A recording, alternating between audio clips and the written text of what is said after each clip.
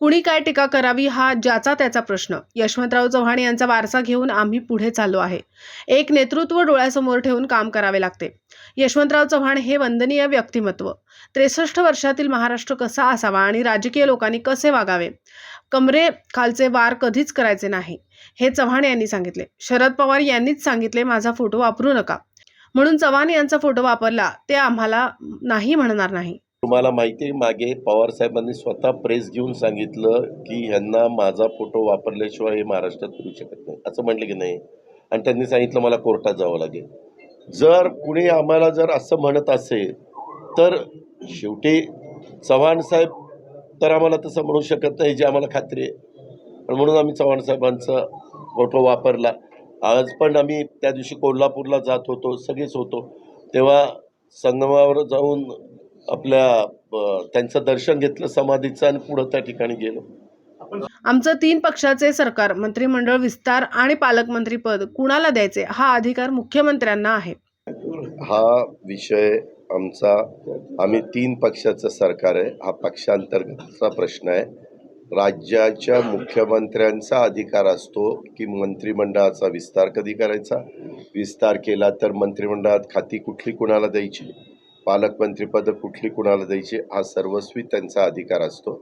आम्ही एकत्रपणे काम करतोय, ह्याच्यातनं निश्चितपणे पुढं अजून चांगल्याच गोष्टी घडतील, एवढंच मला त्याबद्दल सांगायचं. पुढे आणखी चांगल्या गोष्टी होतील. कोर्टात तुमची एखादी केस असेल तर तुमचा वकील मांडतो. आम्ही कुणीच कोर्टात गेलो नाही. पक्षाचे वकील भूमिका मांडतात. कोर्टामध्ये तुमची जर एखादी केस असेल तर तुमचा मुद्दा तुमचे वकील मांडतात ना, का तुम्ही स्वतः मांडता?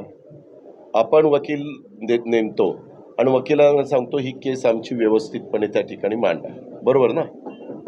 त्याच्यामध्ये आम्ही तर सगळे इकडच्याच भागात आहोत. आम्ही कुणीच ती कोर्टामध्ये, इलेक्शन कमिशनच्या समोर वेगवेगळ्या पक्षाला ज्यावेळेस बोलवलं जातं त्यावेळेस त्यांचे वकील लोकच ती भूमिका तिथं मांडण्याचं काम करतात.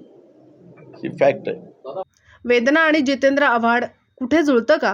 वेदना आणि जितेंद्र आव्हाड कुठंतरी जमतं का, जुळतं का? तर न बोललेलं बरं. तिन्ही पक्षाचे नेते गण याबाबत निर्णय घेतील. काही जण कार्यकर्त्यांना सांगत असतात, त्याची अंमलबजावणी सगळे जण करतील. मी आपल्याला सांगू का, हे वेगवेगळ्या राजकीय पक्षांचे लोक कुणी काही बोलले तरी देखील तिन्ही पक्षाचे वरिष्ठ पातळीवरचे नेतेगण ह्याबद्दलचा निर्णय घेतील. प्रत्येकाला आपल्या आपल्या पक्षाच्या कार्यकर्त्यांना बरं वाटण्याच्या करता त्यांना त्यांची भूमिका मांडावी लागते. आम्ही अशा प्रकारच्या आजपर्यंत अनेक निवडणुका बघितल्या. शेवटी अंतिम निर्णय वरिष्ठ पातळीवर ठरतात आणि त्याची आरोप होणे आणि सिद्ध होणे वेगळं. त्या व्यक्तीला सांगण्याचा अधिकार, ते त्यांची भूमिका मांडतील. अनेकांवर आरोप झाले पण ते सिद्ध झाले नाही. आरोप सिद्ध होणं वेगळं. आरोप सिद्ध झाल्यानंतर उद्याच्याला तुमच्यावर माझ्यावर कुठलाही आरोप झाला तर त्या व्यक्तीला त्या आरोपामध्ये तथ्य नाही हे सांगण्याचं तरी अधिकार आहे ना, कायद्याने दिलेला आहे ना तो त्यांना. त्याच्यामध्ये ते त्यांची भूमिका मांडत आहेत. अशी आत्तापर्यंत खूप प्रकरणं महाराष्ट्राच्या ह्याच्यात राजकारणात झालेली आहे, परंतु नंतर त्याच्यातनं काहीच सिद्ध झालं नाही, ते त्याच्यातनं निष्कलंक आहे असं सिद्ध झालं. अशी पण खूप उदाहरणं आहेत. आमची बैठक झाली आहे. RBIचे पण लोक होते, विद्याधर अनस्कर होते. राज्य सरकार, बँक काय निर्णय घ्यायचे, कोणते कठोर निर्णय घ्यायचे, वसुलीच्या बाबत निर्णय आहे. ज्यांची ऐपत आहे त्यांना भरण्यासाठी सांगणार. मध्ये माझ्या स्तरावर एक बैठक झाली, त्याच्यामध्ये भुजबळ साहेब, नरहरी झिरवाळ साहेब, नंतर दिलीप वळसे पाटील साहेब, दादाजी भुसे, आपले पालकमंत्री दिलीप बनकर, असे अनेक, आम्ही माणिकराव कोकाटे वगैरे आम्ही सगळेजण होतो. अधिकारी सगळे होते, सहकार आयुक्त होते, त्याच्यानंतर जॉईंट रजिस्ट्रार होते, सहकार सचिव होते, असे ACS सहकार ते होते.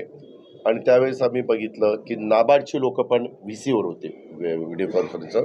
RBIचे पण लोक होते व्हिडिओ VCवर. आणि त्या सगळ्यांशी चर्चा केल्यानंतर त्याच्यात बरीच चर्चा झाली. MSC बँकेचे मुख्य प्रशासक विद्याधर अनास्कर पण होते. आणि त्याच्यातनं ही बँक बाहेर काढण्याच्या दृष्टिकोनातनं काय राज्य सरकार निर्णय घेऊ शकतं, काय राज्य सहकारी बँक मदत करू शकते, कुठले कठोर निर्णयाची अंमलबजावणी करावी लागू शकते, सहकार विभागाने त्याच्यात काय भूमिका घेतली पाहिजे, RBIनी आणि नाबार्डनी जे पत्र दिलेलं आहे त्यांना त्याच्याबद्दल काय उत्तर आपण दिलं गेलं पाहिजे, अशी खूप साधक बाधक सगळी चर्चा झाली. परंतु मी मगाशी तुम्हाला म्हटलं की काही कठोर निर्णय म्हणजे कुठले, वसुलीच्या संदर्भात काय झालं, खूप मोठ्या प्रमाणावर थकबाकी झालेली आहे.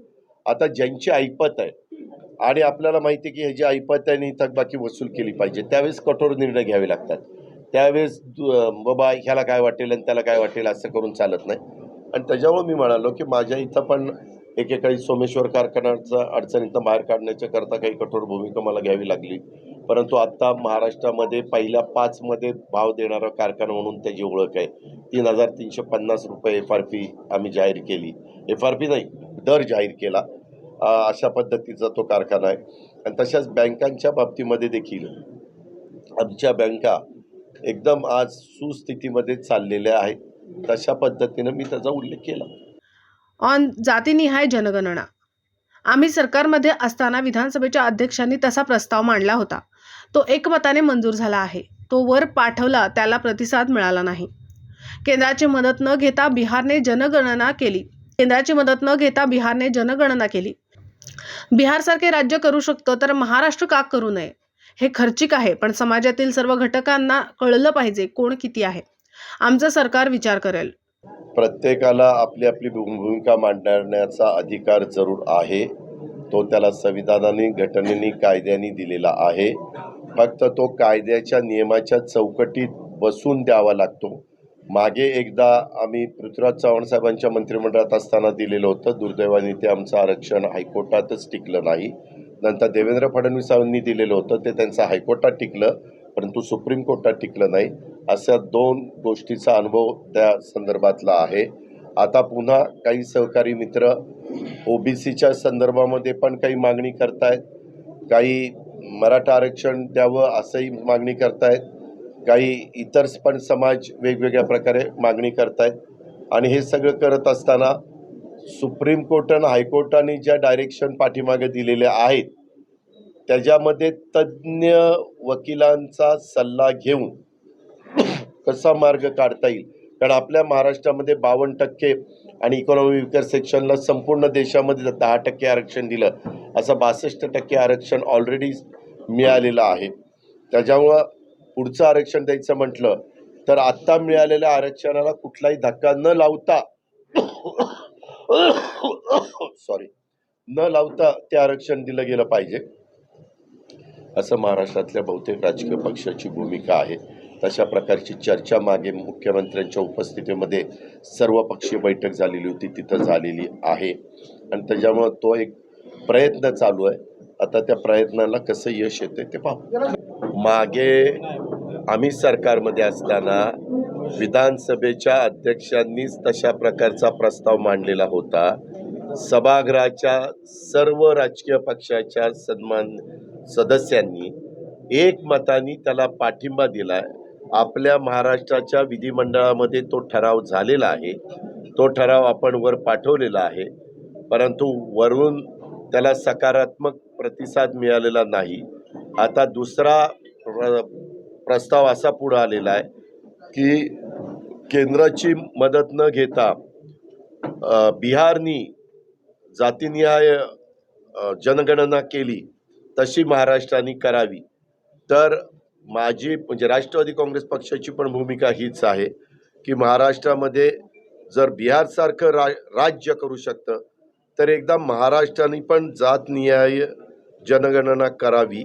परंतु ते करत असताना एकनाथराव शिंदे आणि देवेंद्र फडणवीस साहेब मुख्यमंत्री उपमुख्यमंत्री त्यांच्याशी पण चर्चा त्या बाबतीमध्ये करावी लागेल, कारण ह्याला हे खर्चिक आहे. परंतु एकदा समाजातल्या सर्व घटकाला कळलं पाहिजे की बाबा नक्की कोण किती आहे. कारण हे सगळे आता मागं कधी जात न्याय जनगणना झाली मला तरी आठवत नाही.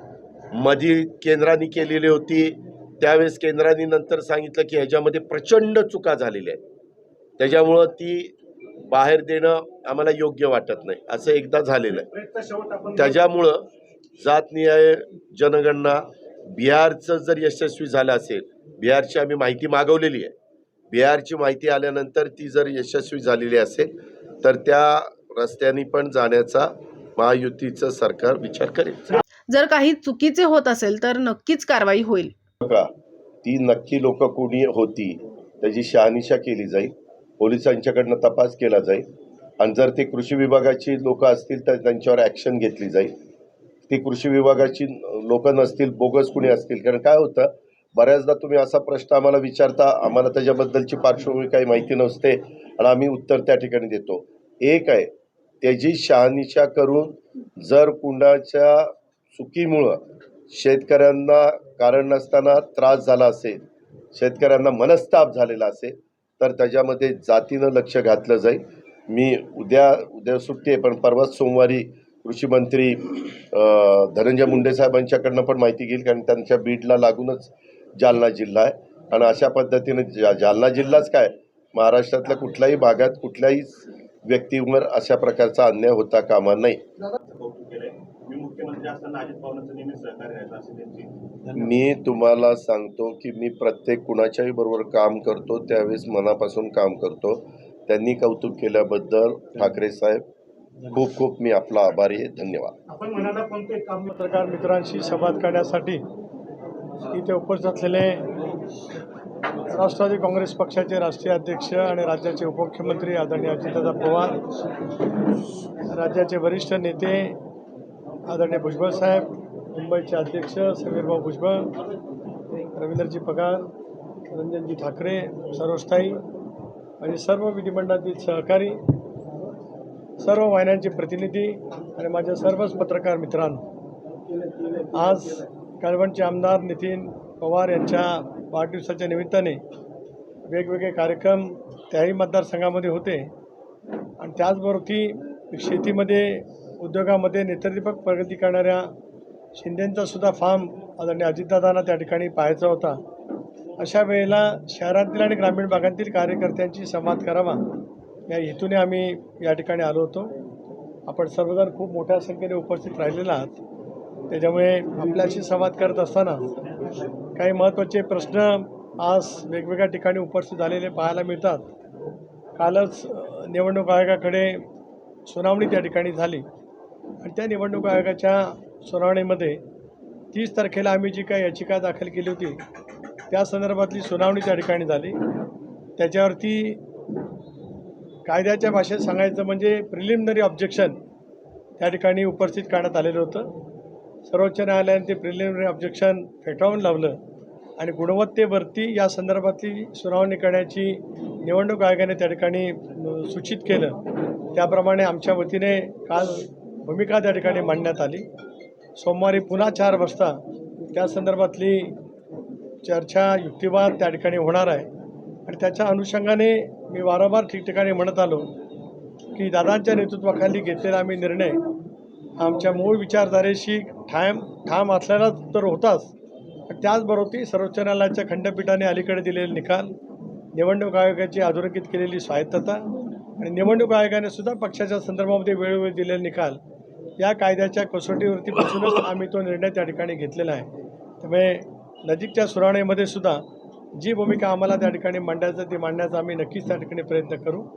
महायुतीच्या सरकारमध्ये सहभागी झाल्याच्यानंतर राज्याला अधिक गतिमान करावं, वेगवेगळे प्रश्न सोडवावेत. महिलांचा असेल प्रश्न, शेतकऱ्यांचा, कृषीमालाचा सुद्धा असेल, युवकांचे वेगवेगळे प्रश्न असतील.